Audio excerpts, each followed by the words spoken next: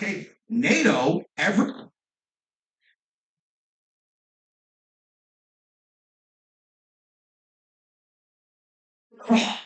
So I want to talk. No, he said no. for sure. Okay, he couldn't make it or no or whatever. Yeah. Maybe he thought about it, of being there, right? Okay. Do you think that upset anybody or do you think they were indifferent about it? I, if Trump is calling him to have just regular, hey, what's up conversations, and if you turn down the RNC, people are probably. What do you mean? He wants loyalty. Trump wants. If you're cool with him, Even Dana White was invited. Trump told the story about, hey, listen, I Yeah, don't and he want to showed make up. it. He's like, look, I get it, whatever. And, you know, my wife spoke Now, to that's a my good wife, yeah. Yeah, it's a good wife. Yeah, So, listen, he's never spoken at RNC. He's never spoken at a DNC. There's zero track record of him showing up. I don't think anyone's getting upset. Perfect. So he doesn't show up. So now let's go to the next one. The report that came out showing 70% of Tesla owners are Democrats. You know that report that came out with the buyers that we went back and forth. What's the likelihood that somebody who's a big investor in Tesla, big share,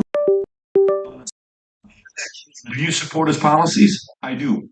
Do you support what Republicans' policies more than Democrat? Absolutely, I do. Are you MAGA? No. Maybe it's a good idea for you to distance yourself from MAGA for your shareholders and support a PAC. Maybe differentiate between the two because some people are confused. I can do that. Okay, great. And guess what he says? Hey guys, I'm not MAGA. I want to make America greater. Okay, cool. But at the same time, I am given to a super PAC based on certain values and principles, but I'm not a follower of a cult of an individual. What's the likelihood a conversation like that to High. I think it's very, very high. And that kind of reflects back to Michael Jordan, Republicans by Sanders, That's right. too. Now, let's do the other one, which is yours, which is the one you would go to. How about the one that says, you know, guys, yesterday on Twitter, a lot of guys, I saw these things pop up because I follow a lot of people. It's like, well, let me tell you what's going on. What dirt do they have on Elon for him to be sitting there when Netanyahu was given? They told him Mossad has something on him. And if you don't, we're going to leak this to the public because they have something on Elon, right? The Mossad does. What's the likelihood that that's the case? I mean, what do you think? What's the likelihood that that's the case? 35 to 40%. Okay, so then what's the likelihood that that's the case, Tom? That Netanyahu was bringing, but by the way, they gave him the tour. He gave the tour of Tesla, I believe. They drove him around. He was all over the place. And mind you, this all comes from. Remember, it wasn't anti-Semitic. He posted something that Jewish people deemed racist and everything. He had to fly to Israel, put his hand on the wall, wear the yarmulke, do that whole thing that you have to do. So it's not highly unlikely that something like that could happen. Because, you know, these people are powerful. You can't act like they're not powerful. Or what? Elon Musk is the type of person who does what he wants with some leeway here, and he's doing what he wants to do. He famously gave a speech when he was talking about Disney, and he said, I don't care. Go F yourselves. You're trying to tell me you can't speak out of size of both mouths. Here's a guy that does whatever he wants. He doesn't answer anybody. The famous line from Princess Bride that he always quotes, you know, my name is Inigo, I'm Inigo Maya, I kill my father, I'm prepared to die, I do what the hell I want, here's what's going on. But at the same time, he's bought, sold, he's paid for. There is some leeway here. I understand there is some balance here, but I think I'm on the side of Elon's going to do what Elon wants to do. He's worth $250 billion. Maybe he's a little bit more aligned with the Silicon Valley of the Middle East, aka Israel, than Mahmoud Abbas. By the way, you know who wants to also kill Mahmoud Abbas? Take a wild guess. Would love to kill Mahmoud Abbas. Ready? Go for it. Oh, Hamas. What's the reason that Mahmoud Abbas? By the way, you know how old Mahmoud Abbas is? Take a guess. Think Joe Biden's old? Mahmoud Abbas is 88 years old, about to be 89, running the PLO. There he is. Look at that pretty guy right there. He can't go into Gaza because Hamas would kill him. So when you're talking about whose side are we on, what's going on here, I don't know. There's one side, if you look at that speech with Netanyahu, there's one side that anyone in the U.S. or even Elon be like, yeah, I'm just going to take that side because I know that their interests are aligned with mine. So we can go all conspiratorial, not make up stories here, what's going on. The reality is I think that Elon is going to do what Elon wants to do. I disagree with that because he can't do everything that he does because he wants to do, because they said, Israel and Netanyahu all said that he said something anti-Semitic. It wasn't anti-Semitic. So he had to fly to Israel and basically bow down and be like, no, I didn't. He didn't say. So you used the word he had to. Yeah, wait, but hold on. If he chose did it, to if he do. did it, what would have happened to him, Adam? Vinny, I don't know. This is your world. Your stories you're making up in your head. I think that he wanted to go there. I made up a story. Did I make it up? What did he say that was anti-Semitic? Okay, What did he say? Do you remember? Let me tell you something, my friend. Yeah. Do you know where that is right there? That picture right there? Yeah, Auschwitz. Okay.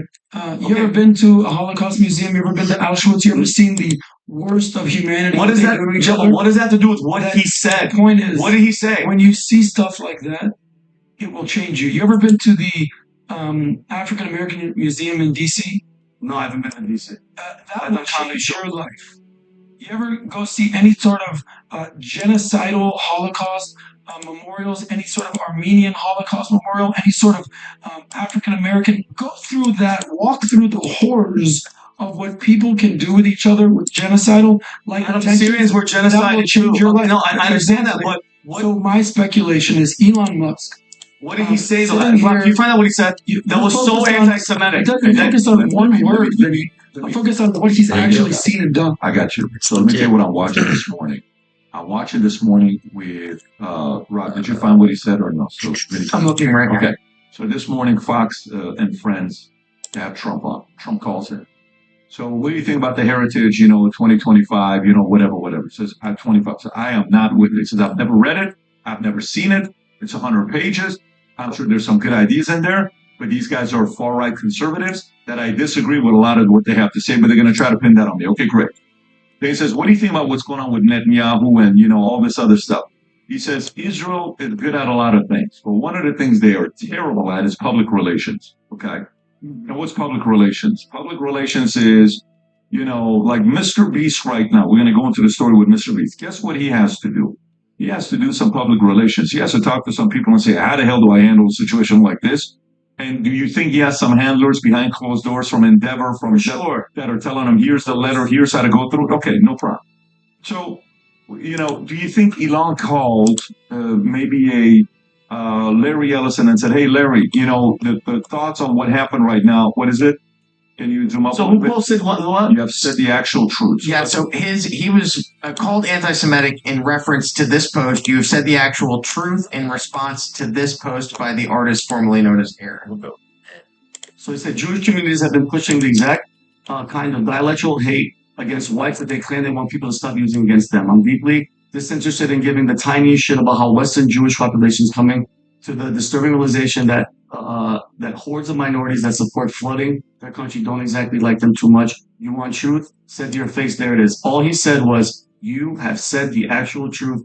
And then he had to go and do the I'm not anti-Semitic tour. That's all I said. Has nothing to do with Auschwitz or all that stuff. What I'm saying is, if you are the man, you do whatever you want. You don't have to go and apologize to anybody if you have that attitude. That's basically what I'm saying. That's public relations. Yeah. That's what I'm saying to you is, I get what you're saying. That's public relations. That's PR. That's, let me go, some of my biggest investors are Jews. Let me go over there and show that I'm not anti-Semitic, but I agree with the sentiment of where they're at. I can sit here and have a lot of things I disagree with Jews, and at the same time not be, not be, against them. I can have differences with a lot of different people and not sit there and say, hey, so he's doing public relations is what he's doing. He went in, you know what he did? Went out there, and I'm probably, the Daily Wire and Ben Shapiro called and said, hey, do you want to go out there and make this better? I think he went on Ben Shapiro's podcast right afterwards, if I'm not mistaken, and they did something to talk about that. I believe, if I'm not mistaken, he immediately went on someone's podcast and talked about is this the one? What's the date on this, Rob? I'm taking a look now. I'm not exactly sure. So what's the point? It's PR, what he's doing. He has to do PR.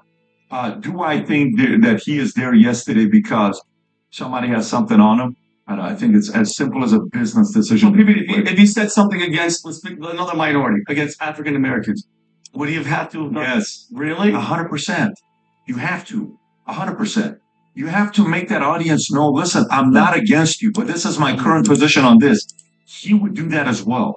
He would go and address that as well to make it good. That's your job as a leader. It's not easy to do all the time, but it's your job as a leader You've done that. We've done that. Sometimes in a smaller setting in a company, it happens. Sometimes you make a comment in a company and you have to come back and say, man, that was just a comment, bro. I don't have any problems with you.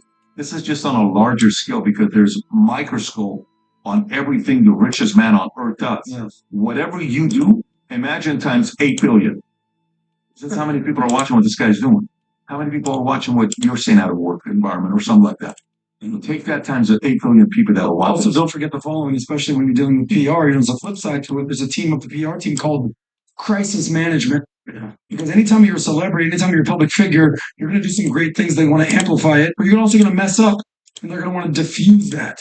So no matter what it is, no matter what. Let's transition out. We're done with the story. Let's go to the next one. Netanyahu's speech. Did you watch Netanyahu's speech yesterday, Adam? Of course. Okay, so tell us what you saw. I heard a couple things he said, but I want to get your thoughts. What do you think about what he said? So let me get you some notes real quick. Rob, do you have a clip or something to show from yesterday? I do. I have clips, and then I also have the protesters. Okay, why don't we do this before we get into that? So here's Netanyahu yesterday giving a speech, and then we'll show the protesters as well. Go for it, Rob.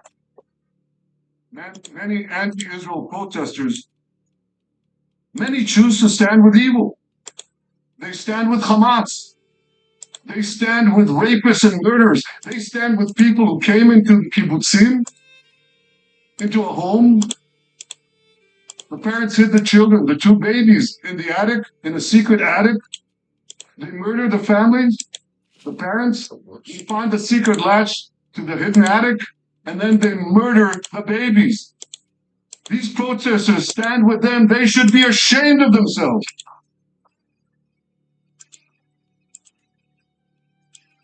I have one other interesting clip if you'd like.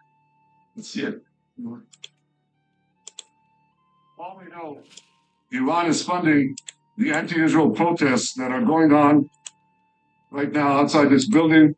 Not that many, but they're there, and throughout the city. Well, I have a message for these protesters. When the tyrants of Tehran, who hang gays from cranes and murder women for not covering their hair, are praising, promoting, and funding you, you have officially become Iran's useful idiots. Shoot like that for any president except Trump. Some of these protesters, it's amazing, absolutely amazing. Some of these protesters hold up signs proclaiming gays for Gaza. They might as well hold up signs saying chickens for KFC. So you can pause it right there. So, Tom, what do you think? I saw a reaction from both of you. What are your thoughts on what he said? So there's a couple things that Netanyahu said. I think he's absolutely right. Number one, the 7th happened. It happened. It was horrible, and it was disgusting, and it was a weird, global response to it that unfolded, but it was horrifying. And he's pointing out that if you're going to be protesting, it is a hell of a lot different to be protesting and saying, hey, Palestine needs a state. These people need a home. No one's going to disagree with that. You know what? Now, is the state get carved out of your backyard? Okay, different question.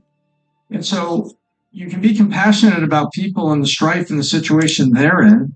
Says at the same time, you can objectively condemn, the people that are supporting Hamas, who perpetrated this terrible thing.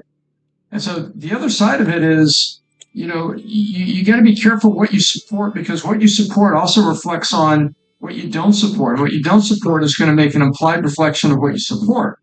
And so I thought in those clips that we just saw, Netanyahu was making a very good and very precise point and was getting support from U.S. Congress. Well, so what's the ultimate goal of him being there yesterday? What was the goal? Like, why was Benjamin Netanyahu at Congress to do what? Well, he wanted garner American foreign policy from his side, along with the economic and military aid that comes with it. Exactly. He wants. Right. The last time I remember him in Congress was 2002. Rob, I sent you the clip. He claimed that Saddam Hussein had nuclear weapons, and then he developed them from Russian scientists. Okay, then he goes to suggestion that murdering and overthrowing Saddam would bring peace to the region. And then he said, well, what was the quote? that he said, give me 1 second. He said he guaranteed it would have positive reverberations in the region and did the complete opposite. Rob, you can play this. Well, wait. What? Before we do that, let's be fair on that. If you're going to go back to history and do that, then you have to say the same thing about Tony Blair. And you have to say the same thing about Brian Mulroney. Yeah, no, Canada. You have to say the same thing at that time. Oh, no. And about W. Bush Jr. And about Cheney. Oh, no. Yeah, but Rob, About saying, hey, Saddam Hussein's got nuclear weapons. Yes. If we knock this guy out, it's going to be better for the Middle East. Yeah, they're all on the same page. The West was singing the same song. Oh, no, I agree 1,000%. I'm not talking about them right now. This is specifically about him being in Congress, and I agree. By the way, that's one of the main reasons I left the United States Air Force was because of the war and because of all the lies that were told. I respect that. So that's number one. Tony Blair also said that for sure. And said the same that thing. was a whole coordinated thing. But all I'm saying is this: it reminded me of this, which everybody was singing the tune about Saddam Hussein, and there was nothing positive that has come because of it. Go ahead, Rob.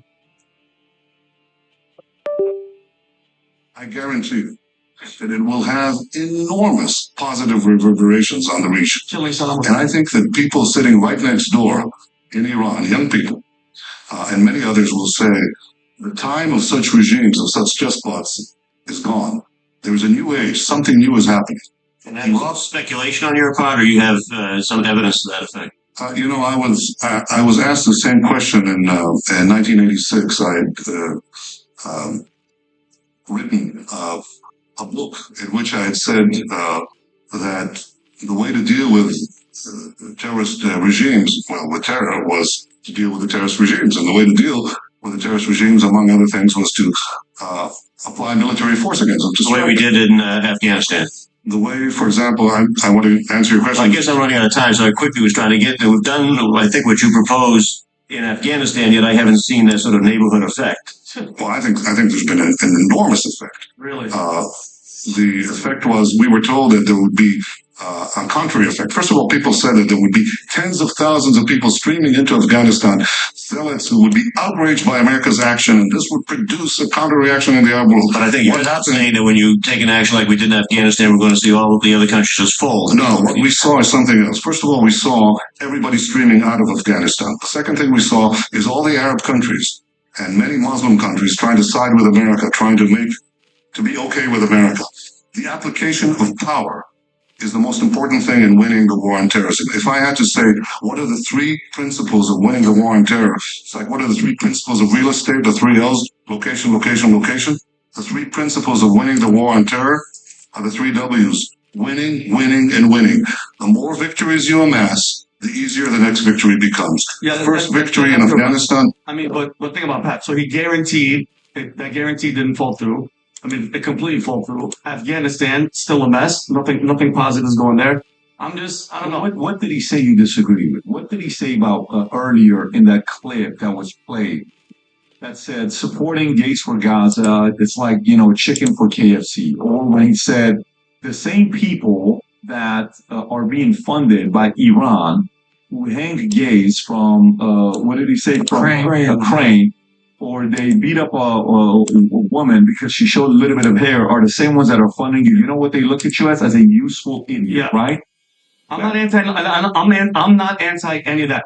Like that everybody understands that. Everybody understands terrorism is wrong. Everybody understands that what Hamas did was wrong.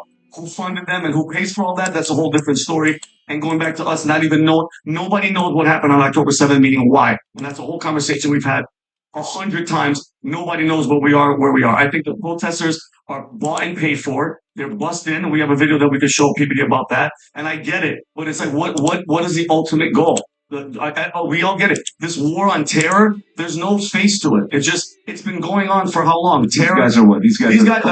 These guys. Who's paying for this? Who is paying for these losers to show up, support Hamas, burn American flags? Who's paying for this? He told you. No, you're right. And hold on, ready for this, Adam? So he's in Congress in front of the Biden regime. Showed a burning of the flag.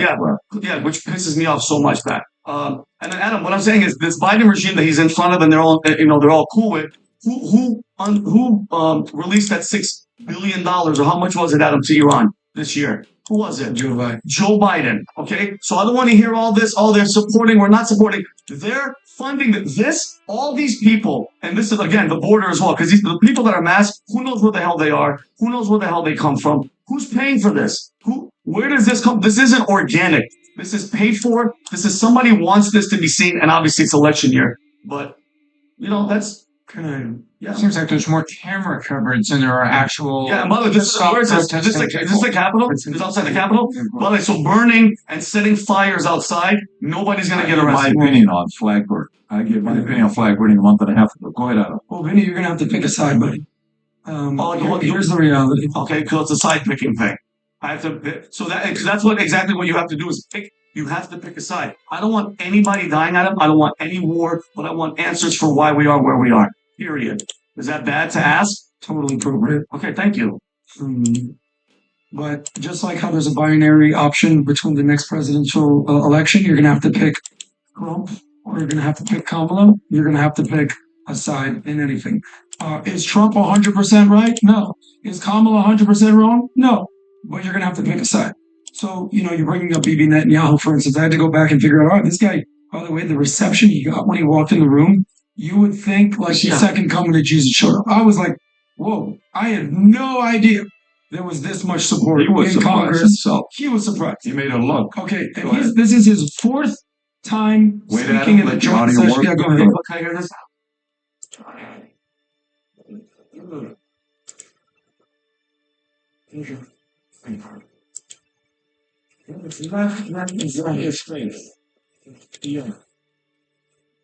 To see his facial reaction. It's coming.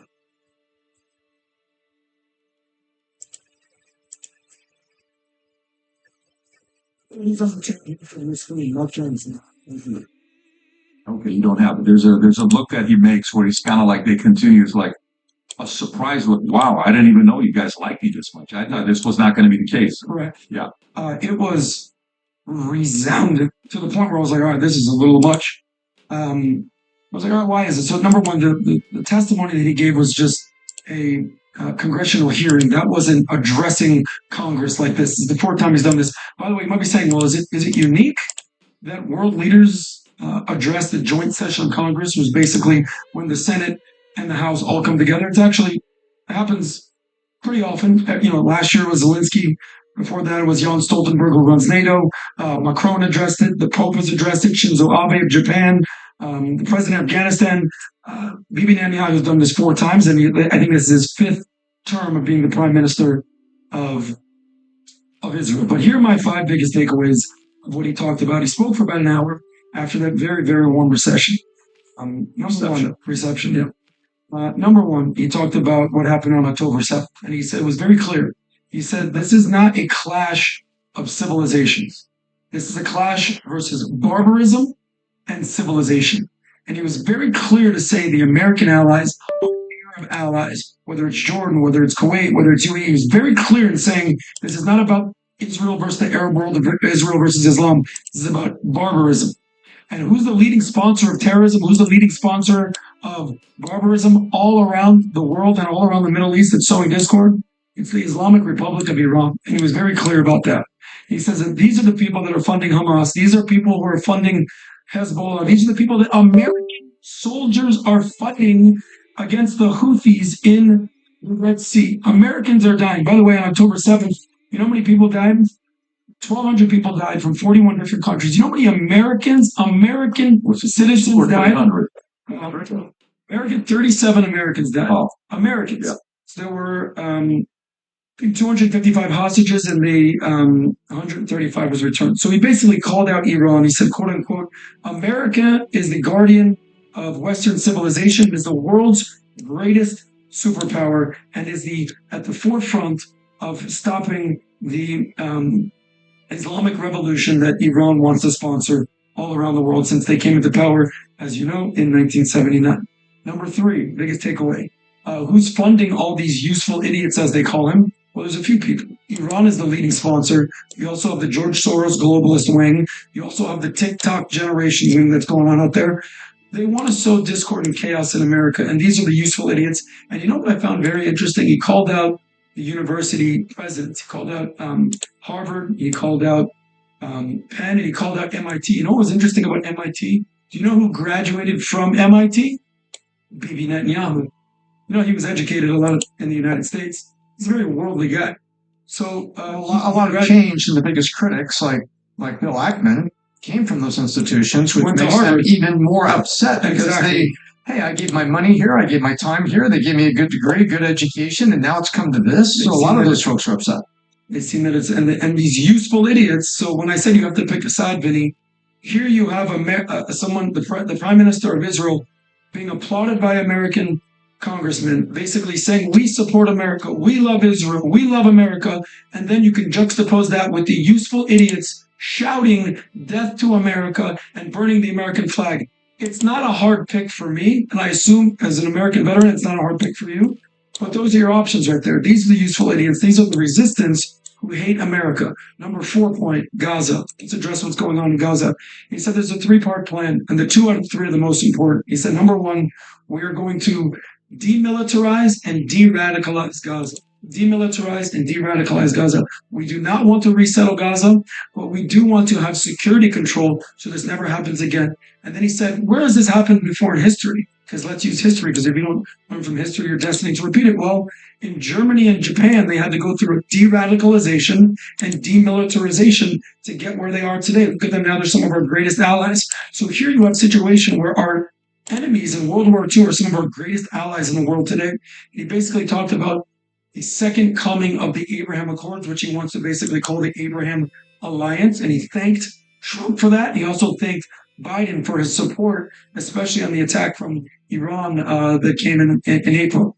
The Abraham Alliance, and he wants to basically form the NATO of the Middle East, because again, I'll ask you the question, who is the number 1 threat in the Middle East that everyone's worried about? The Islamic Republic of Iran. And he basically compared them to Russia during the Cold War and forming this NATO alliance. Here's the last point.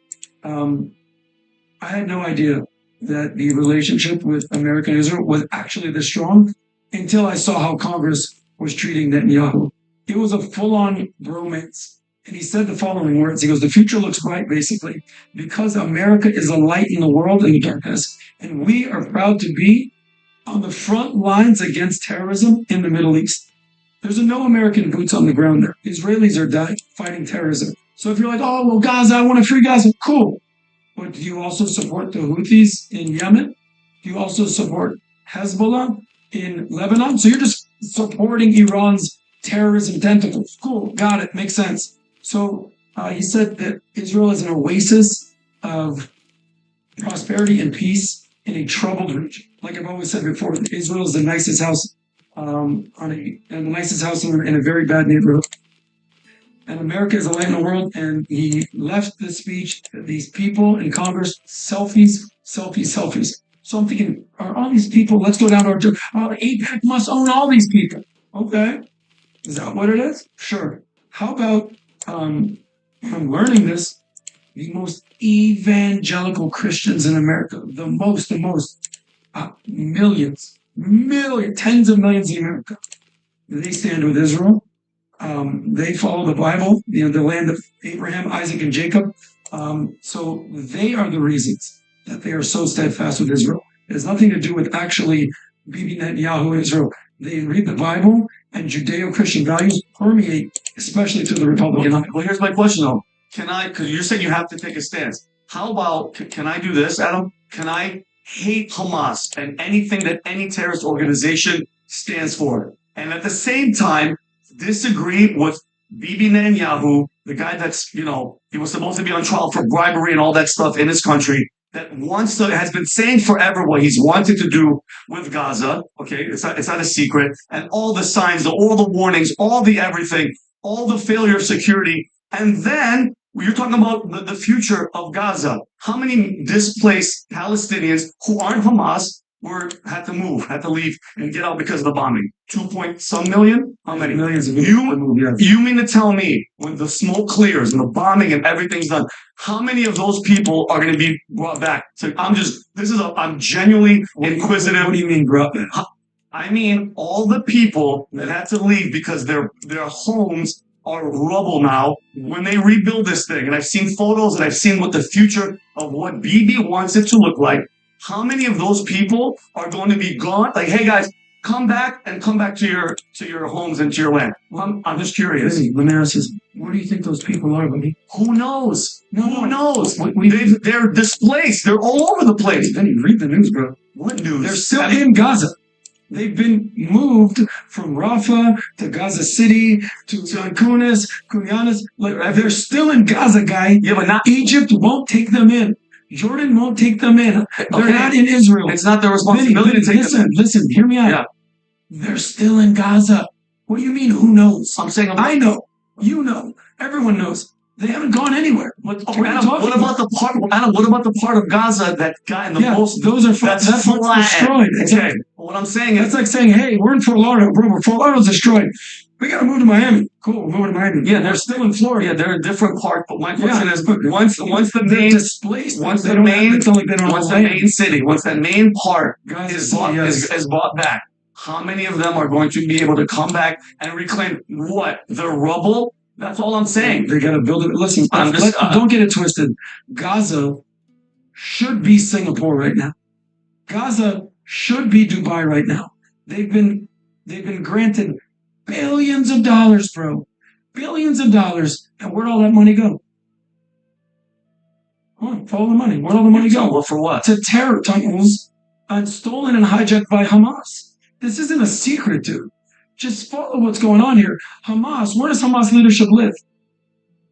All over the world. No, not all over the world. And then Qatar and exactly. Like that. That's all over the world. That's not their land. That's not all over the world. They're in Iran, Qatar, they're everywhere. No, they're in Qatar and they're billionaires because they've taken all the money that should have gone to the people to build schools and mosques and playgrounds and hospitals and help the people. But they said, no, we're going to basically build terror infrastructure for one reason and one reason only, to attack Israel. You know, if Israel wanted to drop a bomb and kill literally 2 million people, don't you think they could do that? But no, they could. But they look like if they did that. Well, of course. Well, everyone already thinks they're doing genocide.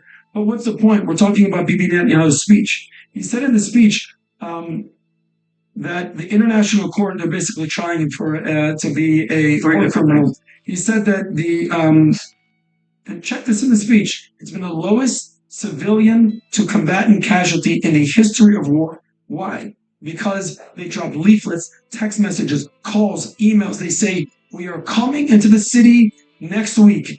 Get the hell out of there. We're coming for Hamas. Get out. Everyone said, you can't go into Rafah. He said this in the speech. Yeah. I'm just reciting. This isn't my opinion. You can't go into Rafah. There's too many people there. He said, we're going in. Get the hell out. You have 30 days. Those displaced people, you're like, I don't know where they are. They move back north. Yeah, some of them get bombed and killed. But that's what happens. Here's my point. Yeah, but nobody wants to see dead people. But I don't like. Nobody wants to see. Nobody wants this. I don't like nobody does except terrorists. But I don't like the fact when somebody says you have to pick a side. This is what happens with that rhetoric. If I don't support Hamas, then by default, I'm a Hamas supporter, really? Which is bullshit. You can't. Do you support Donald Trump? No, 100%. I support Donald Trump. 100%? Yes, 100%. Meaning I support him. Okay. Not everything that he does. Do you understand one thing? Just suck it in. Bibi Netanyahu is the Donald Trump of Israel. I wouldn't say that. I'm letting you know this. I don't know about that. All the courts, all the trials, everything. It's the same exact thing. That's a stretch. That's a stretch. You can't tell me the reason why that's not the case. Tell me the reason it's not the case. Benjamin Netanyahu compared to Donald Trump. He's literally the Donald Trump of Israel. He was. I don't think so. You don't have one rebuttal from the build up from who he is and how he came to power and everything. Who he is in today's society. I don't know. That's what he's both of the guys. What he's saying is that politically and ideology wise, he's like Trump. What you're saying, I don't know. Because he's been in it for 40 years. Like yesterday he said, President Biden and I have a 40-year friendship together. I remember President Biden verbatim said the following to me. I'm a proud, his words, this is Biden words, Zionist, Irish, American. Catholic Zionist. That's what he said. Okay, so he's So you're saying he didn't come the business route; he came the journalism route to be up to where he's at right now. Maybe that's what you're saying. I'm just specifically saying, if you're going to compare any politician against Listen, I'm watching the chat right now. I'm watching the chat right now. Some of you guys fully disagree with Adam. Some of you guys fully disagree with Vinny. Guess what? Go ask them a question. They'll respond. Right there. Connect them right there and ask them any questions you may have or ideas or other articles to help them strengthen their argument. Show the QR code of Adam and Vinny. Ask them a direct question if you don't agree with them and see what they tell you here. Please, they won't respond back to you, except Adam's voice, He'll talk to you so what are your thoughts on this going on? I thought he gave a great message. I was surprised how much he was welcome. I saw the 4 girls she was holding that sign up. There's a war criminal. Yeah, war criminal holding the sign up. I saw that. Of course. I thought he gave by the way, he's probably one of the best communicators in the world. Even when you see that one 2002 C-SPAN back and forth of the way he explained the 3 L's in real estate, location, the 3 W's in wars, winning. Yeah, while she's doing that, I don't have opposing idea. I don't have a problem with this. I don't have a problem with people having different opinions. But you know what sometimes happens? Sometimes you sit there and like the Israeli side, it's what I keep saying over and over again. I'm not a LeBron James fan. Can't stand him. He owns the NBA right now. With agents, with managers, with sponsorship, with everything. He owns the NBA right now. They don't even know. Michael never owned the NBA the way LeBron does. LeBron is a Jew in the NBA. Okay? LeBron is using Jewish tendencies to run the NBA. That's LeBron. Okay? Say whatever you want to say. It's the strategies he's using. You know what Jews did? They simply had better strategies, better discipline with money, long-term thinking. They did business together. They invested instead of wasting their times, created a ton of wealth, and control a lot of different industries. You know who else can do that? Armenians, Assyrians, Persians, whites, blacks, Irish, Italian, you name it. You can do it as well. It's a strategy. Who says you can't use that? They've done that. Now, how they use their power, and they bully, they take advantage, they use Mossad, they do all of that stuff. That part, criticize it all you want if that is taking place. All you want. Mossad, I've had the former director of Mossad on the podcast, and we had a conversation together 2.5 years ago before any of this stuff took place. It's a very interesting conversation because, it was, he had a hard time answering any of the questions because he was trying to, walk around protecting not to say what to say. But all those questions can be in favor. But Vinny, the part that Adam asked the question that is partially right is in your family, if you have kids, and if you don't take a position on one side or the other, you're going to raise confused kids. Okay? And trust me, it's not going to be like you're going to sit there and, well, what about this and what about this? Like, how many arguments on faith are you 100% that Jesus is God? Are you 100% believe it? You believe it. I believe that. You know it. I mean, that's my faith. But faith is what?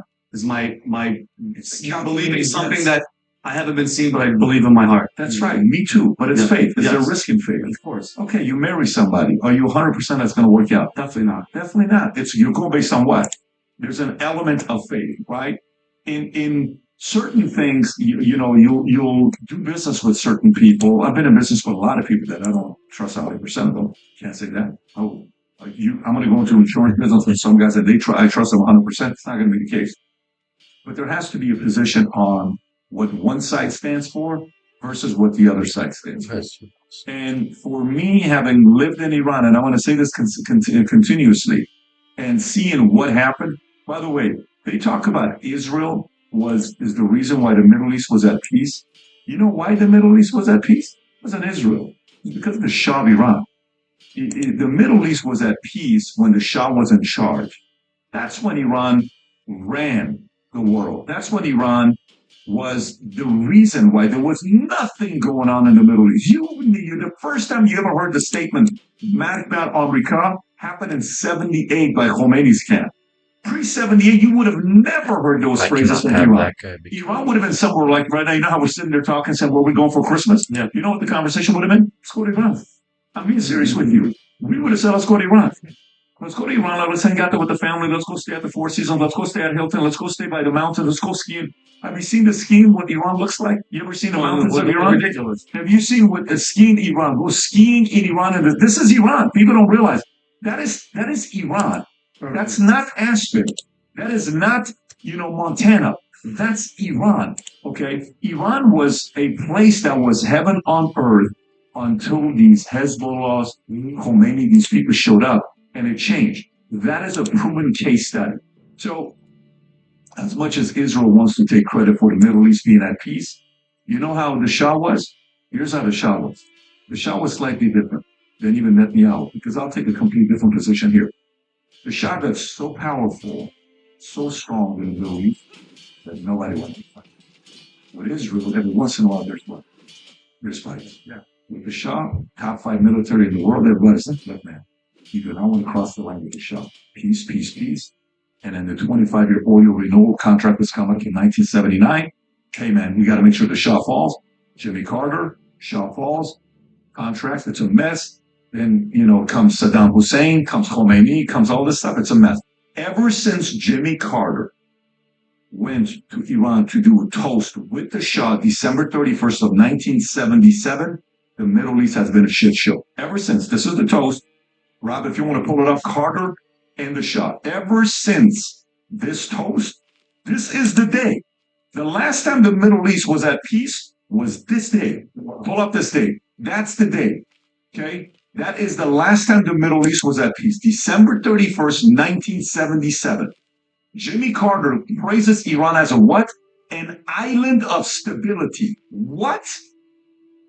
What'd you say? Iran, an island of stability? Yes.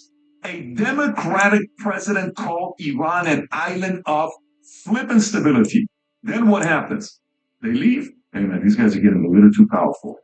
He takes a shot at the blue-eyed people. And you know what he said about the blue-eyed people? Can you pull up the video about blue-eyed people? Just type in Shah blue-eyed people. Okay? Type in blue-eyed people. Just go to YouTube, Shah blue-eyed people. Watch this, videos. Okay? How long is this? 53 seconds. Okay, go for it. Play this. Watch this. Audio rock? Hello, candidly, Your Majesty, if the new element not of revenge, because that is not a noble impulse, but at least some element of satisfaction in seeing the giants of the West in some disarray? Well, no, because that disarray is, I think, needs a restructure of the society. The brown-eyed peoples are teaching the blue-eyed peoples something. Is that?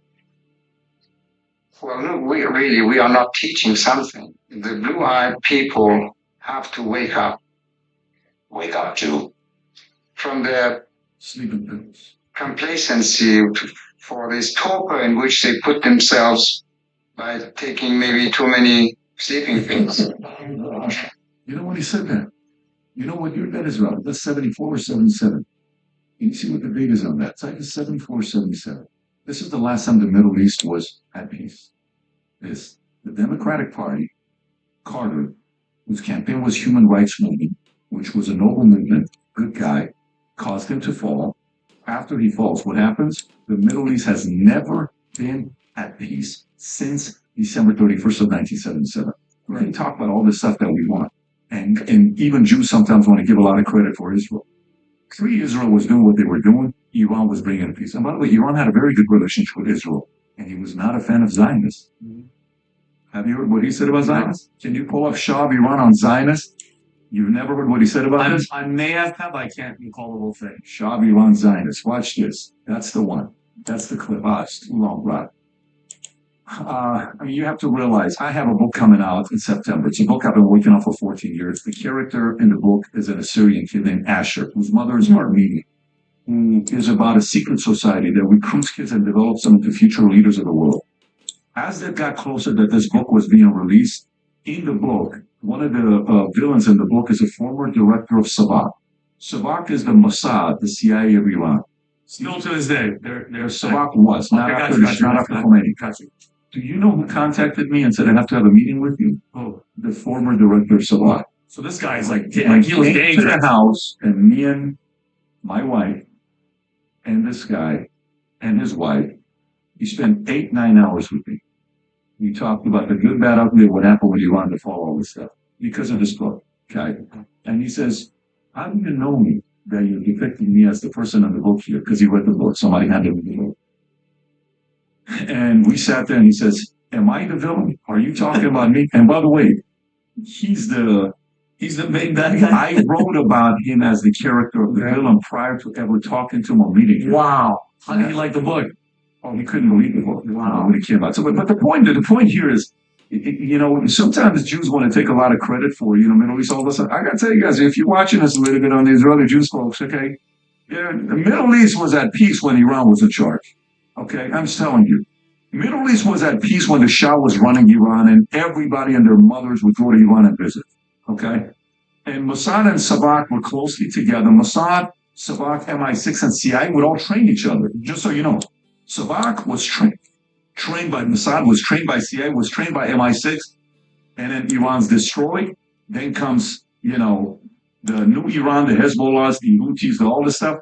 And then the Middle East has been a mess. Can I respond? Of course, sure. I don't disagree with what you're saying, basically, that would the world be better served if the Shah of Iran was still running the country or the Ayatollahs? It's not even close. It's not like, what are we talking about right now?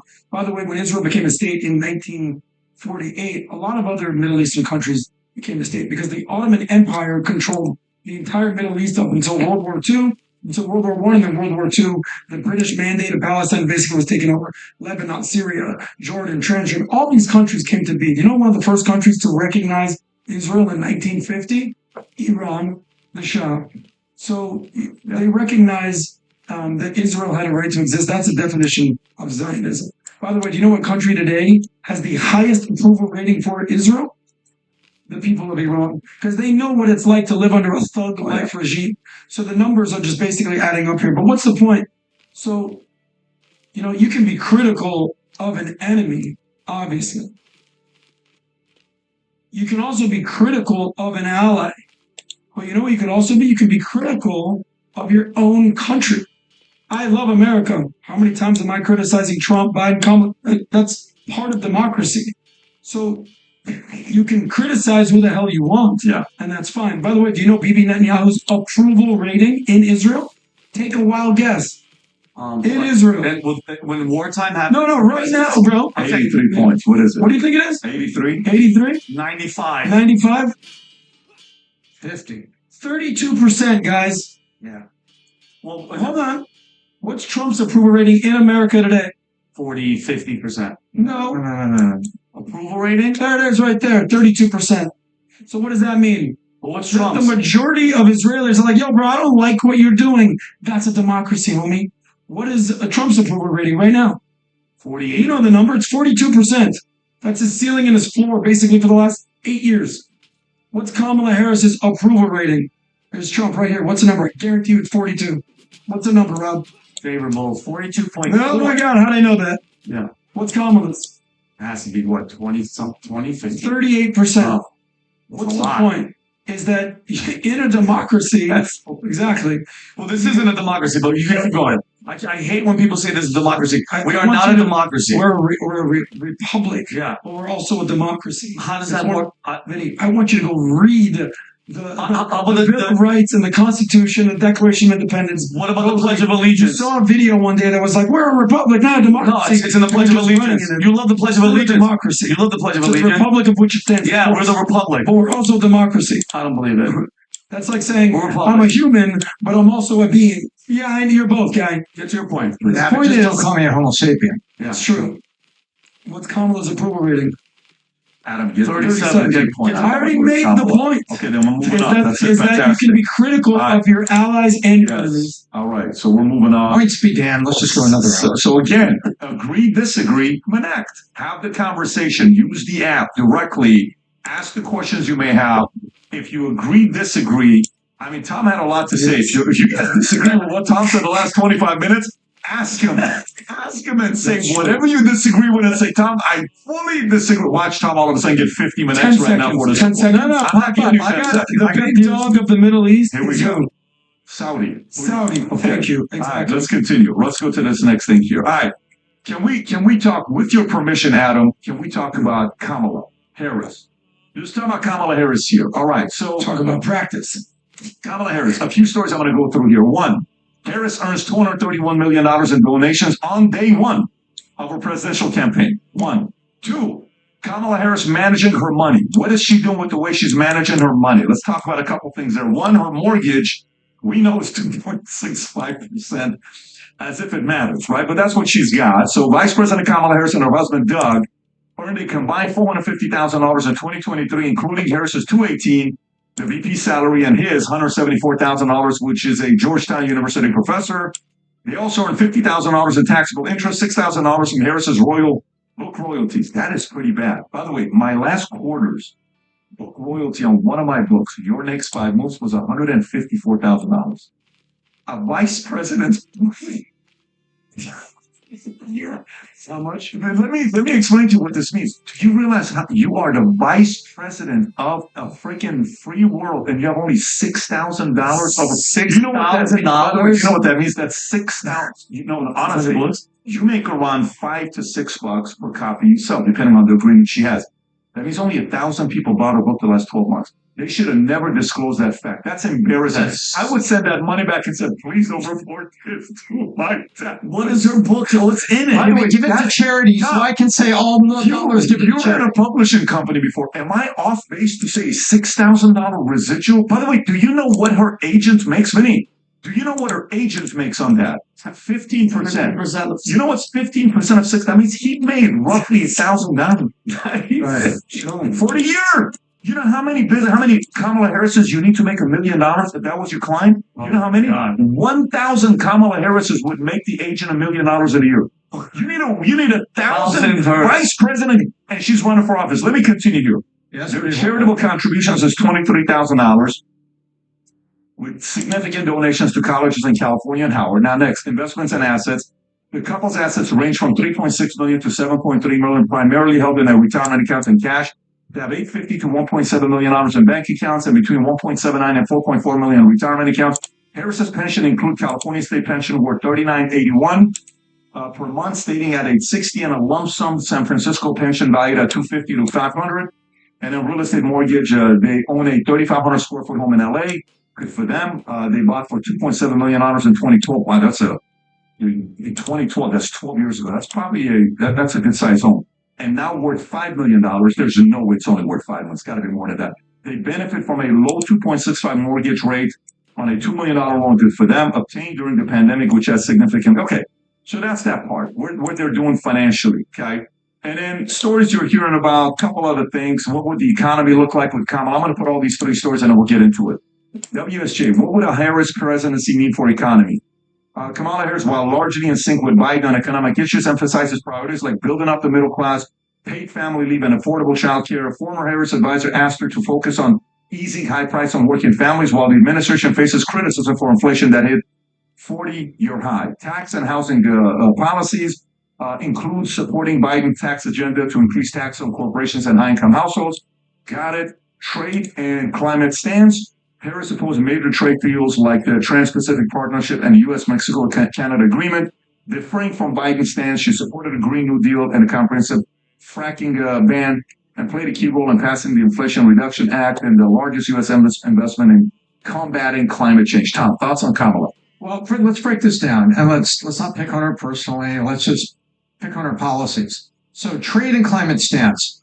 She's pro-union, big-time pro-union, and she's bought into the green agenda, which means no more drilling, let's have less fossil fuel coming out of the ground, and union. That's why she's against trade agreements. No, U.S. jobs here. Part of the U.S. jobs here is a good thing, but blind support of the unions and the kind of the mob mentality they have is not good. But tax and housing, it's going to be the same thing where it's tax the rich. It's basically her tax and housing policy is tax the rich and then give free spaces to as many people as possible. Economic focus is the challenge. I don't understand. They say she's largely in sync with Biden on economic issues, like building up the middle class. That's a campaign slogan. What do you mean? What are you going to do there? Paid family leave and affordable childcare means handouts from the government to people. So what you have here is a hard liberal on unions, anti-drilling, and international trade, and tax the rich. You have that, and then more handouts in the form of we gave you free government cheese, we gave you free phones, and now we're going to do free paid leave and all these other things. So what you see here is the bones of a pretty much a hard left liberal, but not as far out as AOC and the Squad. Now that's what you see. Yeah. If Kamala Harris is the president, it'll be the most liberal president we've ever had in the history of the United States. Her economic plan would basically just be Bidenomics Part 2, Kamalanomics. She's done nothing in her entire career. She's never built a business. She's never created jobs. She's a DEI plant bureaucrat that has basically come out of nowhere at Willie Brown's office in 2010, showed up in the Senate in 2016, was planted in 2020, picked because Joe Biden needed to check off all the boxes of a woman of color to basically be his running mate. And now she's basically being, quote unquote, per Joe Biden, passed the torch to be the nominee of the Democratic Party. I'm sorry, Democratic Party, who I've voted for in the past. I thought we had elections. I didn't realize we had coronations. Who basically said, Kamala's the girl? By the way, look at American history. What's the track record for a woman becoming president? 0. What's the track record for a black woman becoming president? Less than 0. She's not black. She's not black. She is black. Her father is Jamaican. That's not black. Go ahead. Just keep going on. I'm sure the Jamaicans are black. By the way, did you see what Trump posted yesterday? Pull up what Trump posted yesterday, Rob, where he shows 2 different articles that says, from Insider years ago, showing, do you have this or no? Where it says, I think he posted it on his Instagram. I don't know if you know which one I'm talking about. He posted this that said, let me pull this up and I'll the same link that shows one article says, Kamala Harris is the first Indian, whatever to become this candidate. Her mom is Indian. And then 8 years later, it says first African American. So meaning they flipped the script. They changed the story of what she is to what she is now because they're trying to get the black vote. But keep going. Well, look, when you want to play identity politics, nobody plays it better than the Democratic Party these days. Obviously. So we know this. I mean, the one thing good that I will say about Kamala, clearly, if you can't tell, I'm not a fan. It doesn't seem like she's ripped off the U.S. government because it's found the amount of money she has for a 60-year-old woman. She's 59 to be 60 years old soon. Is perfectly within line of what a relatively successful person in California would be worth. Yeah, that one right there. 2016, California's Kamala Harris becomes the first Indian American U.S. Senator, and 4 years later, AP, same place. Biden picks Kamala Harris as running mate, first black woman. They capitalized the B. Black woman. If her dad is black and her mom is Indian, pick one. That's Jamaicans though, but not like Mike doesn't believe it. But go ahead, finish. I want to hear this. I know a lot of Jamaicans. They're all black. What are we saying right now? So she's a black Indian woman. Regardless, she's a woman of color. She's checking off the box. I'm wondering who's going to basically be there at the DNC to challenge her, or is it just going to be a coronation? I've never said this before in my life. I'm about to say these words. Versus Kamala, I am 100% Trump camp. Whoa, 100%. Take it to the bank. 100% voting for Trump versus Kamala. It's not even what the article is talking about is what would the Harris presidency need for the economy? And I don't really care whether they call her black or not. They're going to put the spin on that and say whatever they want. First black, woman president. We haven't even had a black woman first lady. So I want to look back and say, the article talks about what would it mean for the economy. And what it would mean for the economy is she's never run a massive business. She's never been a governor. She's never been a mayor. Mayors and governors, the ones that have to run things and to bring economic change and economic incentives and bring everything to their city or their state. She hasn't done that. She's a pure politico without any economic experience in an elected office, other than that she's walked around searching for the Let me ask border another as vice question. president. Yeah, let me ask another question. Complete different question for you. Okay. So Jennifer Aniston plays this clip, Rob, if you can show it. This is a clip from J.D. Vance on Tucker Carlson when he was on Fox talking about Kamala and Pete Buttigieg and AOC being decision makers. Rob, I think I may have texted it to you, so you should have it. Talking about the fact that, yeah, it's in your text. Talking about the fact that, hey, why are we having people who don't have kids create policies for us? Okay. Meaning Kamala Harris, what people don't know is she doesn't have any kids of her own. Okay. Pete Buttigieg, according to science, has never given birth to anybody. Neither has his husband. What? Yeah. He had a kid though. No. It's adopted. Oh, I know you follow. I thought it came out. AOC. Okay. And she's got a long line of men that would probably love to have a kid with her on the left or the right, but she has no kids, right? So play the clip of what J.D. Vance says right there. Go ahead. This is Jennifer Aniston sharing this on her Instagram.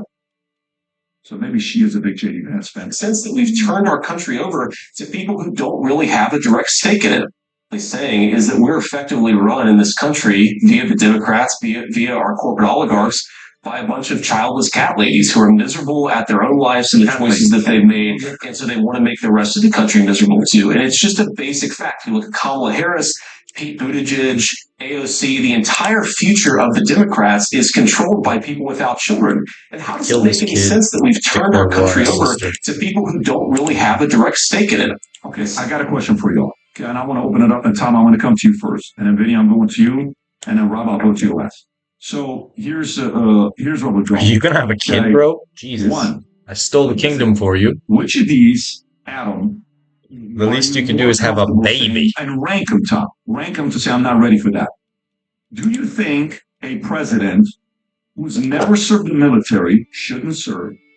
Somebody who's single, not married, somebody who doesn't have kids, or somebody that's over 80?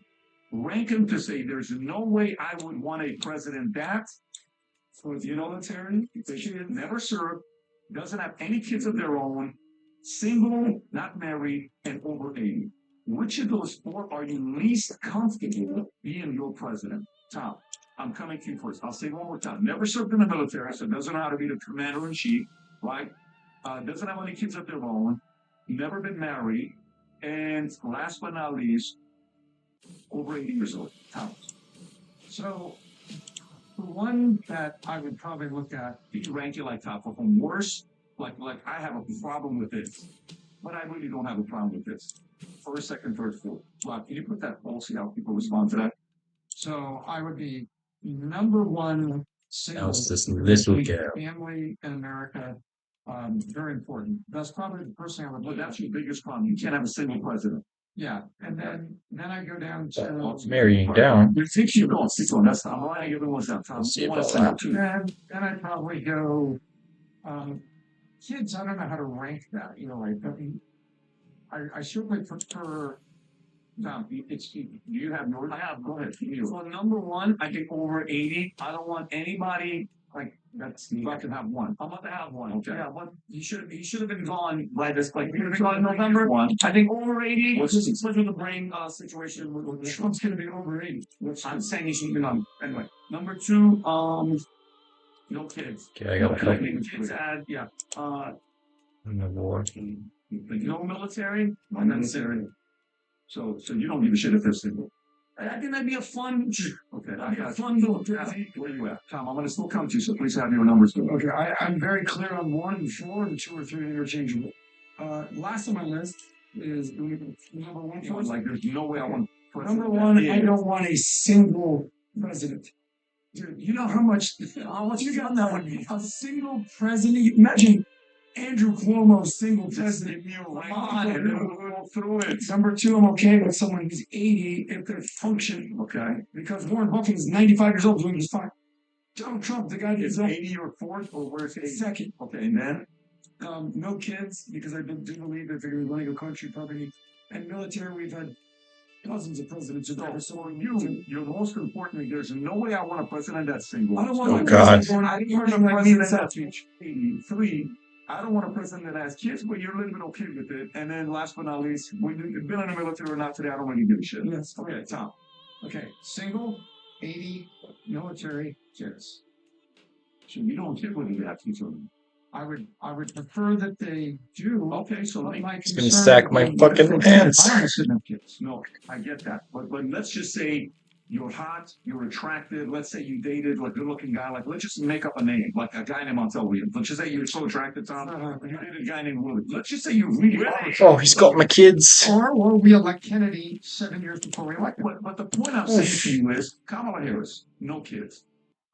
Whether by choice or not by choice, we don't know. Okay, He's got she's me attractive. doggy. Nobody can say anything about the way that Kamala is attractive. So, do you think that is an issue for somebody to come up with policies for the future of America that doesn't have any kids of her own? Is that anything that of a concern to you for Kamala? Yes, I don't think she's got the full perspective. However, what if she can't have it due to health? Oh God. That's where it makes it very difficult for me to say, okay, absolutely. A very reasonable answer. I have to draw a distinction. Yeah, I'm okay with Kamala if that's she's been married, she's got stepkids. I understand that. What I'm not comfortable with are the AOCs of the world who've never been married, never had no kids, dictating the laws of the land of what we should be doing with that. Totally understand that component because there's level to this thing. So AOC or like anyone out there, what do you call the feminist cat ladies? Give me my You ever kids notice back, that bro. The feminists are always the women that can't get anything. So it's interesting how Give me Doogie. I mean, listen, you guys have a family to understand what can be unburdened by what has been. You guys haven't figured that out yet. Is that what she's talking about? I want to hear yours, but I have a couple of just some things that we skipped out of the comment over the years. What do you mean you want to hear about? No, but you're one for my four. Yeah, I need to think about it. No, Can I add on to this? Just can I add one Yeah. perspective on this? You know, kids in military for me were like 3, 4. Like military could be number 4, kids could be number 3. I was a great uncle before I was a great dad. So I also would want to know their family and their involvement with their extended family. Yeah, honestly, to me, this is good. That was my ranking right there. This is for me anything that has to do with single and kid is first place for me. Hide the truth, and I'll tell you why. I'll make the argument why. Single and kids. And by the way, kids, you could have it, but you chose not to. Okay, you could have it, but you chose not to. That's 1 and 2. The next one for me is probably going to be 80 years old because this job requires a lot of energy. And the last one for me is going to be military or not. It doesn't matter today as much as it did before. 40 years ago, it would have been a different list today. That's why it's single and kid.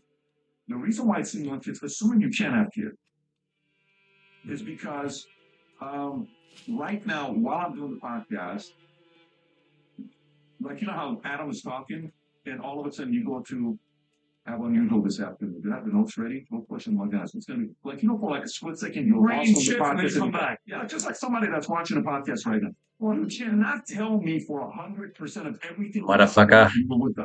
You're on the podcast, all of a sudden you get a text over. So we lost you for like 48 seconds, right? Okay. So for me, I'm on this podcast and I'm thinking about the conversation I had with Dylan this morning. I'm thinking about the conversation I had with Senna. I was thinking about Brooklyn, what she said to me this morning. And then I was thinking about my dad a lot on the podcast today. While we're doing the podcast, I'm thinking about my dad. And then I thought about my sister. And I thought about my mom because of some things I'm working with my mom right now. Okay, we're changing up the entire plan. And I thought about the conversation with Jim yesterday. While we're doing the podcast, I went there for 18 seconds and I came back. Yeah. I went somewhere for 12 seconds and came back, right?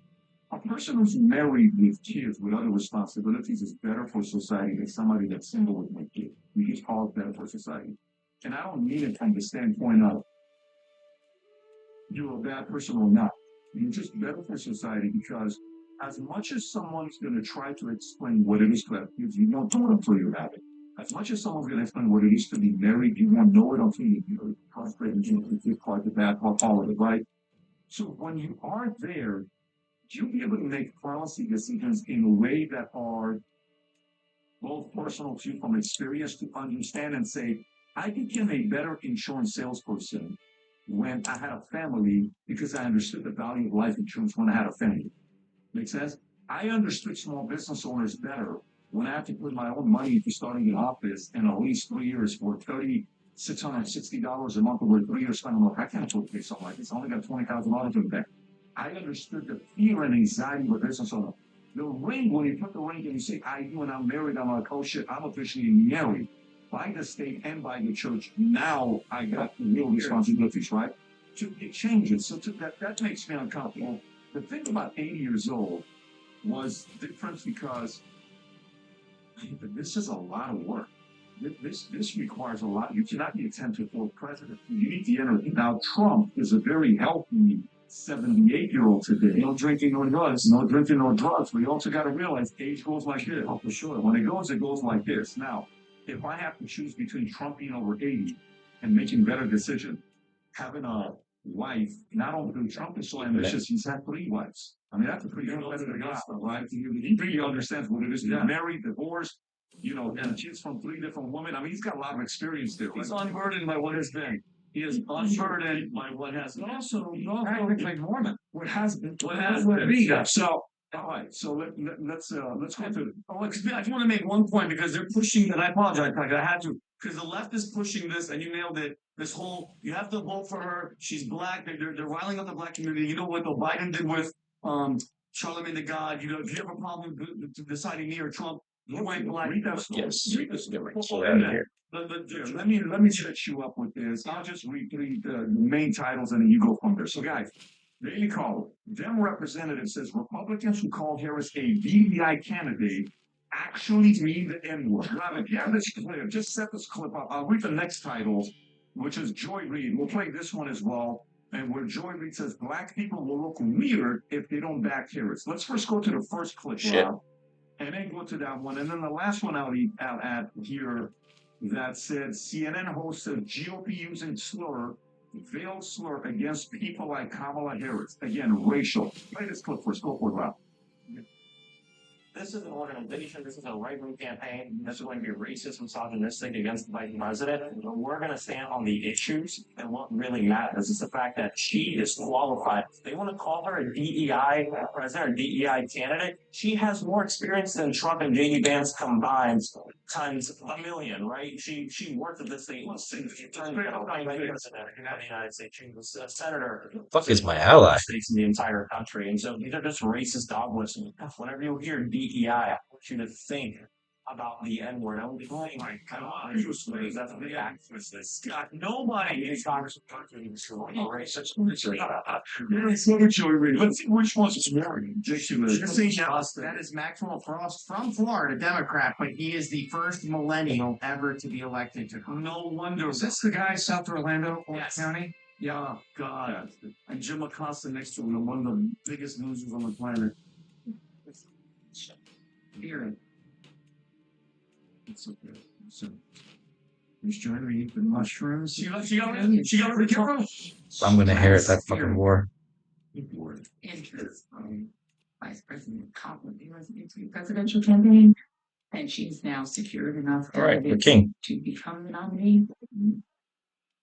You are looking real crazy being on the other side of that line, particularly as a person of color. I'm not only as anyone who claims to have any connection to the culture. You're gonna look real weird and real lonely on that side. The Northeast side, No more R&B than me. and she look crazy over there. Okay, you can pause But it. shut the door behind you. Listen, and she's fantastic. She's failing, and guys, I need to think myself. What can be unheard by what has been. Okay, guys, so we get the playbook. They have to do this. Okay. We know that Mike is one of my dude, Mike's Jamaican. He goes, she's not African American. She's Indian and Jamaican. And by the way, just a little history report on how black Kamala is. Her great grandfather, Hamilton Brown, was one of Jamaica's largest slave owner / traders. Okay, he had black slaves, if that's what you want to call it, and sold them. And her little history report, while AG of California, she incarcerated over 1,500 African Americans for minor drug charges and held them past their release date for free county labor. And Tom, I'm pretty sure That's just the 1,500. that's just a She used the 3 strikes law to decimate a whole generation of African American men. Yeah. So that's how much she cares about the African. That's your African American vote. And if you think about it, if you're getting all that free labor from all these prisoners, the majority of them are African American. Wouldn't you call that modern day slavery? So it runs in her family. If you understand what I'm saying? And listen, I'm just What do you mean murder? Let's just go back to her grandfather, great grandfather. The Yeah. record's clear. the record's pretty clear. So I mean, and listen, I just hope people stop falling for this democratic tactic of everything's about to be erased. No, she's not only unlikable. Look at her track record. She named one thing, and I'm being genuine. What has Kamala Harris done in her entire career that can come to your head? You can come to my head. Yeah, name one thing that she's done. Okay, and listen, and not what can be unburdened, but what has been. I mean, we have family that watch. I apologize, but I would say, what has she done? Well, She look, I didn't mean, travel that far. you have to, regardless of what it is, for her to find a way to be a VP, whatever you say, there's credit here. That you can. It's not easy in any space to stick around until somebody makes you VP. But I want to read this to you. That's very interesting. The reason why the only other person that didn't endorse him, a guy named Barack Obama, which is the biggest heavyweight, he said the following. And this is a story that's leaked. Again, this is not 100%, but it's a story that's leaked, allegedly. Obama doesn't believe Kamala Harris can beat Trump, which is why he hasn't endorsed her. Sources say Barack Obama has not endorsed Kamala because he believes she can't win against Donald Trump, describing her as incompetent. It's like the scene from Rocky IV. You can't win! And incompetent, the border Caesar, who never visited the border and saying she cannot navigate the landmines that are ahead of her. Obama orchestrated Joe Biden's resignation following a disastrous performance against Trump in a televised debate. But was shocked when Biden endorsed Harris immediately. Obama had hope for Arizona Senator and former astronaut Mark Kelly, whose brother I've interviewed, to be a nominee. Former Illinois Governor Rod Blagojevich, now supporting Trump, asserted that Biden's exit couldn't have happened without Obama, who he described as the conductor leading the orchestra to remove Biden. Blagojevich also accused Obama of running the Democratic Party like a Chicago ward boss. Tom, how much do you believe Obama not endorsing Kamala is because he doesn't believe Kamala can win against Trump? Or how much of it do you believe Kamala wasn't his first round draft pick and he would prefer somebody else? I think, make me choose between the two of them. I can't. I think both of those are in there. Obama's been very careful since the end of his natural presidency. And I say the end of his natural presidency because I think he's been very much behind the scenes, very influential as a, call it a statesman, call it an advisor, call it what you will. He has been active in the Biden presidency. And I think he's also been very careful publicly not to bet on the loser. When you watch the way things have been unfolding in Democrat side of politics, Obama is kind of like the guy who's been allowed not to bet on the horse race till they come around the last corner. He's been very careful to keep himself betting on the winners. And I think right now, he's not going to show party humility by walking out and saying, I don't think she can do it. But I believe what I hear is that maybe his first choice was somebody else. Maybe his first choice was something different. And I think Shapiro is his candidate. I think that's very, very possible. They need Pennsylvania. They would need Shapiro. But I think if you pin Obama down, you just say, hey, Obama, okay, so if not Kamala, then who? That's the big question that I would have. So I think it's both, Pat. I think he was behind the scenes. He doesn't want to pick a loser, but he had another choice in mind. I think he's probably, I've got deep respect for Obama. I think he's got the best political instincts of anybody who's on the strategic side of it. So let me ask you a question, Tom, and I'm being genuine because I've heard this. I know you guys have from people that we know and some people in the media. Don't say names. I'm not gonna say any names. What are the chances, Tom? Come August, some polling numbers come out. She's gonna be. Why would I even know some other numbers, which I think is gonna happen. Nobody knows who Josh Shapiro is. I think it's too limited amount of time to make this guy this big savior of the Democratic Party. What are the odds? The DNC is when? August 15th. Where is it? It's in Chicago. It's in Chicago. What are the odds, Tom, that Barack Obama at that convention, I don't know what the rules are with this, basically has Michelle, who's been quiet right now. There's no way it was going to be Biden. It's not Biden, it's her.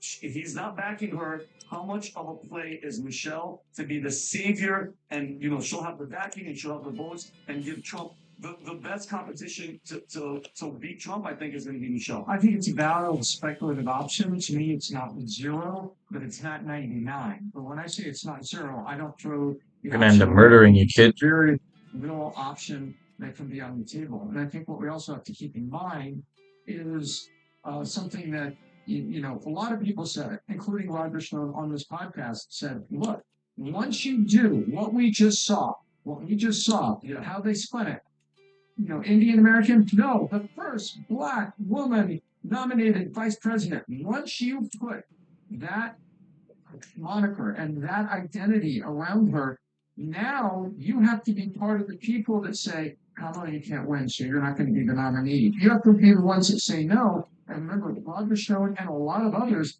have said, I can't do that. She is the vice president. If he has a stroke and practice tomorrow, I don't hope that happens. But if it does happen to an elderly president, she's president. Yeah, she's president. She's vice president. So she's a heartbeat from the presidency, as they say right now. So, and once you put that identity around your, who wants to walk up to the microphone and say, okay, me and all these other 60 people here that run the DNC and our delegates, Debbie Washington, good to see you today. How are you doing? Yeah, we're saying that we're not behind the woman. Let me go to Adam because we got 3 more minutes before we wrap up. But I only went with order as far as that. What's the question exactly? What is the question? What topic? We were talking about Kamala, we're talking about Tory Reid, we're talking about DEI, we're talking about the idea of them using the skin color as, hey, you can't say this or else this.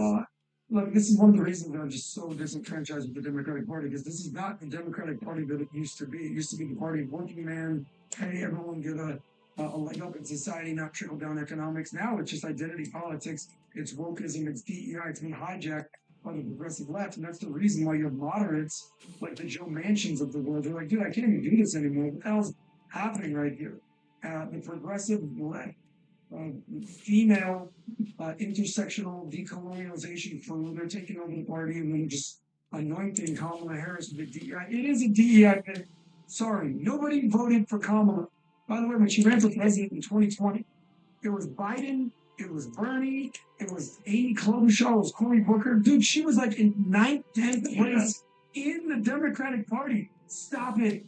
Nobody voted for this one after being demolished and stepping out after Tulsi. So it's sort of laughable. And again, this is the candidate right now. Yes, it is a lot easier to move the money, the tens of millions, hundreds of millions of dollars that are in the war chest that Biden has already raised, move it over to Kamala. But I don't see anybody coming into the convention basically trying to take the mantle away from her. By the way, Obama knows a thing or two, because you know what Obama's presidential approval rating was during his term? About 49%. I mean, he was hovering around 50. Didn't hit 50 as far as the average. His highest percentage, I think, was 69% when he came into office, and it went down. Joe Biden's approval rating is 50% when he came into office. Now it's 38%. Kamala's approval ratings have not deviated. It's just 38% across the board. Ain't nobody want this one. Now, to the identity politics thing, think about where the Democratic Party has gone. It's gone from JFK saying, ask not what your country can do for you, ask what you can do for your country. MLK, to be judged not by the color of your skin, by the content of your character. Now the Democratic Party is, if you're Black and you don't vote for Kamala, well, you're not going to be accepted by the culture. That's Joy Reid's thing with that. And let me wrap up, guys. This is the last stop. I'm going to wrap up. If you believe the future looks bright and you don't want to be part of a community that's helpless, thinking nobody can help you, and you want to find a way to be around others who have big dreams in their life that can give you better feedback and things, strategies that can take your life to the next level. I can get more fucking titles from the Pope? I'm so evil. How is the Pope giving me titles? 180 different industries with myself, Wayne Johnson. I'll take on Jude from Conrad. Some of you guys maybe get a chance to ask them a question. Some the people that are competing on the next side will get a chance to go in the back and actually meet them and take a picture with them. But it's 3 days. Case studies. Last year we had 500 husband and wives come to the event together. This year we're expecting 1,500 husband and wives. There's a client that we were with at the Yankees who owned 18 McDonald's. He's bringing himself and 3 of his kids, and this is a young couple in their late 30s. What the fuck just happened here? That guy's not married to my... Last year they brought 2. This year they're bringing 3 of their kids, and I think they got 4 or 5 kids. They're bringing 3 of them. This is the event that every entrepreneur, business owner, and who are you, kid? Who create themselves goes to, because things. A way of competing today is not the same as it was 2 years ago. Not the Well, same that's as him. 5 years That's ago. him. Oh, you know I killed your dad, eh? 10 years ago. If you want that to be the beginning of the greatest years of your life, get No, he yourself a doesn't know. ticket for you, your life, your family. There's 5 queues of tickets. Top 3 are sold out. No more CEO, no more founder, no more executive. Only platinum and general left. Get registered before they sell out. Let's spend 3 days to get at Palm Beach Convention Center. Rob, can you put a QR code or where to go to? You can go to theballconference.com, or you can simply go to this QR code to get your ticket. Rob, I know you got it. Okay, follow me. We showed it earlier as well to go to it. So, okay, make sure you go out there and register for that. We'll see you guys at Palm Beach Convention Center. Today's what? Today's Tuesday? Today's Thursday? Are we doing a podcast later on today or tomorrow? We're doing maybe something will be released tomorrow. Stay tuned, guys. God bless. Bye-bye. Bye-bye. Fuck. No, I did that.